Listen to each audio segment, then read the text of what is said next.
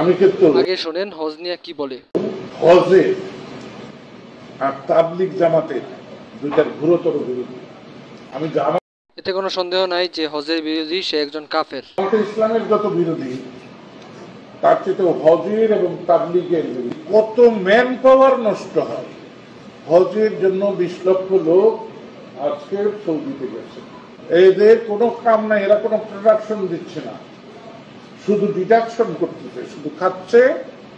হ্যাঁ, দেশের টাকা নিয়ে যে ওদের নিজের টাকা নিজে হজে গিয়া যদি খরচ করে তাহলে ওনার সমস্যা কি?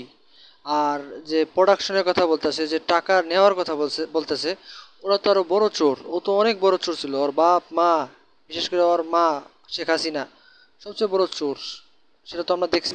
এবার এই যে যদি আমার বাংলাদেশ থেকে 1 লক্ষ লোক যায়, 5 লাখ করে টাকা যদি খরচ হয়, তাহলে কত টাকা হইল? 500 কোটি বোধ হয়, আমি অঙ্ক জানি না। এখন দেখেন হজরত মোহাম্মদ সাল্লাল্লাহু আলাইহি সাল্লামকে নিয়ে কি কটূক্তি করে। আব্দুল্লাহ পুত্র মোহাম্মদ খুব বুদ্ধিমান জ্ঞানী লোক। তিনি দেখেছেন এই ডাকাত খুনি জাজিরাতুল আরবে, যেখানে কোনো ফসল উৎপাদন হয় না, এই শালা ব্যাপারটা চলবে কি কিনা। তাই একটা ব্যবস্থা করেছেন যে সারা পৃথিবী তার বিশ্বাসী।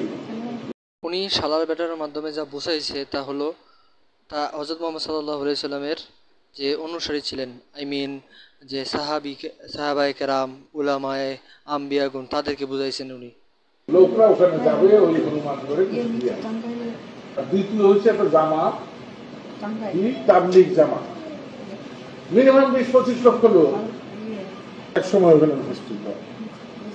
নিজেদের তো কর্মসময় নষ্টই, সারা দেশের গাড়ি ঘোড়া বন্ধ হয়ে যায়। এ বাংলাদেশে অন্যতম একটা কাফের ছিল। তো এর শেষ পরিণত আপনারা জানেন অবশ্যই। কয়েকদিন আগে ওরে, অনেক দিন আগে ওরে পুলিশে ধরছে। তো